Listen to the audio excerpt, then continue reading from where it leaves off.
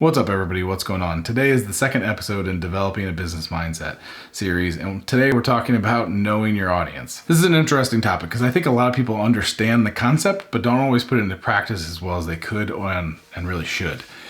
It's easy to roll into a company that has, especially companies that have a lot of lax rules and we're a flat company and you can access the CEO and the COO and all that.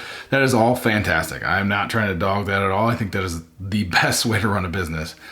The catch is you can't talk to the CEO or the COO or the CTO in the same way you talk to a peer or even your boss. And I know what you're thinking. You're thinking, I feel like I should just be able to talk however I want. Well, you can. I'm not trying to impinge on your freedom of speech or anything like that. What I'm saying is the words you choose, the way you say things, how formal or informal you are matter.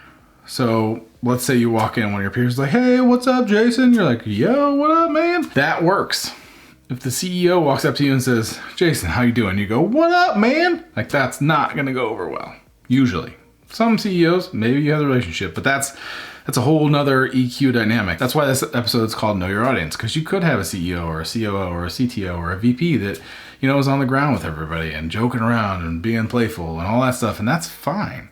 But you got to know your audience, because if you walk into a CEO's office or COO's office in an unhealthy company or somebody that has a standard or an expectation of how people talk to them or how people act, you can find yourself out of a job the next day. Don't be that person.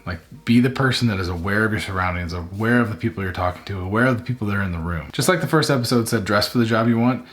Your actions, your words, your presentation, of yourself, and of your topic, of your findings, whatever, that is the most important part of, your career growth, especially if you have an opportunity to present for somebody in senior leadership.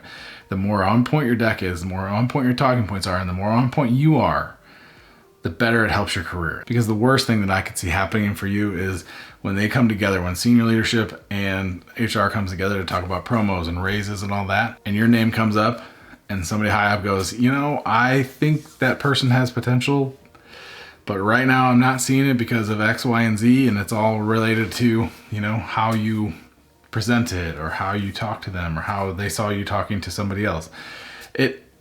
That's not something you want. It's just not what you want. I don't want that for you because it slows your career progression. That's it.